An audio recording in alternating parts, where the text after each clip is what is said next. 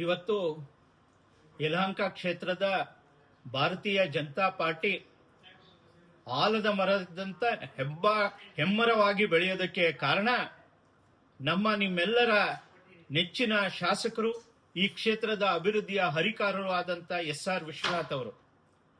ಅವರ ಅವಿರತ ಶ್ರಮದಿಂದ ಇವತ್ತು ಇಷ್ಟೊಂದು ಹೆಮ್ಮರವಾಗಿ ಭಾರತೀಯ ಜನತಾ ಪಾರ್ಟಿ ಬೆಳೆದಿದೆ.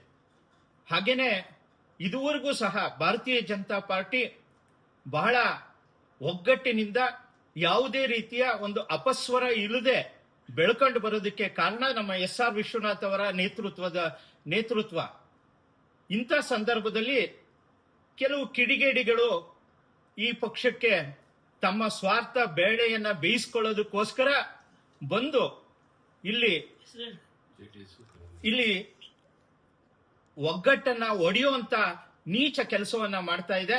ಅದನ್ನ ಯಾವತ್ತೂ ಸಹ ಸಹಿಸೋದಿಲ್ಲ.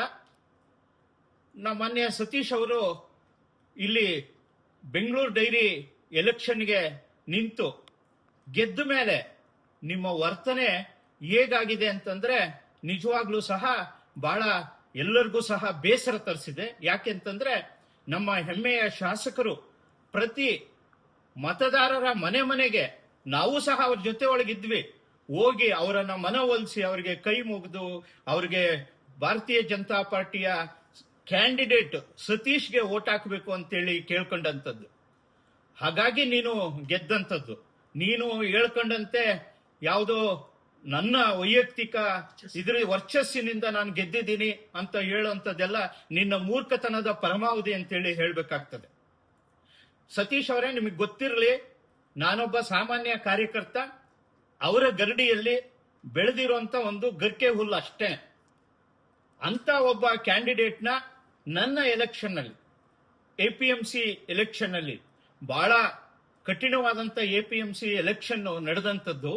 ಅಂತ ಸಂದರ್ಭದಲ್ಲಿ ನನ್ನ ಜೊತೆಯಾಗಿ ನಿಂತು, ಸತೀಶ್ ಅವರೇ, ನಿನ್ಗೆ ಗೊತ್ತದೋ ಗೊತ್ತಿಲ್ಲಪ್ಪ, ನಿನಗೆ 224 MLAಗಳಲ್ಲಿ ನನ್ನ ಆಟೋ ಗುರುತು, ಆಟೋದ ಟಾಪ್ ಅನ್ನ ಅವರೇ ಐಡಿಯಾ ಕೊಟ್ಟು ತೆಗೆಸಿ ಆ ಟಾಪಿನ ಜೊತೆ ನನ್ನ ಜೊತೆ ನಿಂತು ಧೂಳು ಮಣ್ಣು ಎಲ್ಲದರ ಜೊತೆ ನನ್ನ ಜೊತೆ ಕ್ಯಾನ್ವಾಸ್ ಮಾಡಿ ಗೆಲ್ಸ್ಕೊಂಡ್ ಬಂದಿದ್ದು.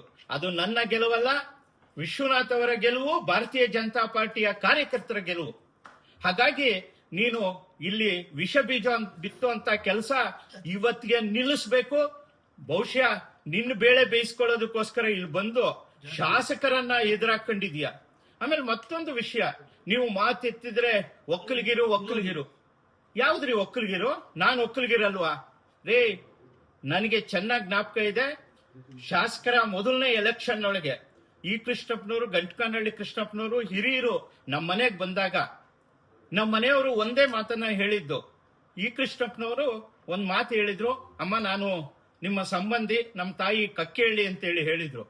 ಆದ್ರೆ ನಮ್ಮ ಮನೆಯವರು ಹೇಳಿದ್ರು, ಇಲ್ಲ, ನಮಗೆ ವಿಶ್ವನಾಥ್ ಅಣ್ಣನೇ ಸಂಬಂಧ. ಯಾಕೆ ಅಂತಂದ್ರೆ ನಮ್ಮ ಮನೆಯ ಪ್ರತಿಯೊಂದು ಕಾರ್ಯಕ್ರಮಗಳಿಗೂ ಸಹ ಅವ್ರು ಬರ್ತಾರೆ, ಎಲ್ಲದರಲ್ಲೂ ನಮ್ಮ ಕಷ್ಟ ಸುಖದಲ್ಲಿ ಭಾಗಿಯಾಗ್ತಾರೆ. ನೀವು ಯಾವತ್ತೂ ಬಂದೇ ಇಲ್ಲಲ್ಲಣ್ಣ, ಹೆಂಗೆ ನಮ್ಮ ಸಂಬಂಧ ಅಂತೇಳಿ ನಾವು ತಿಳ್ಕೊಳ್ಳೋದು ಅಂತೇಳಿ. ಈ ರೀತಿ ವಿಶ್ವನಾಥ್ ಅವರು ಪ್ರತಿ ಮನೆಯಲ್ಲೂ, ನಮ್ಮ ಮನೆ ಅಂತಾನೆ ನಾನು ಹೇಳ್ತಾ ಇಲ್ಲ, ಪ್ರತಿ ಮನೆಯಲ್ಲೂ ಸಹ ಅವರು ಬಹಳ ಚೆನ್ನಾಗಿ ಹೊಂದ್ಕೊಂಡಿದ್ದಾರೆ. ಸೊ ಈ ರೀತಿಯಾಗಿರೋದ್ರಿಂದನೇ ಇವತ್ತು ವಿಶ್ವನಾಥ್ ಅವರು ಅವರ ಲೀಡ್ ಅನ್ನ ಹೆಚ್ಚಿಸ್ಕೊಂಡು ಹೋಗ್ತಾ ಇರೋಂಥದ್ದು.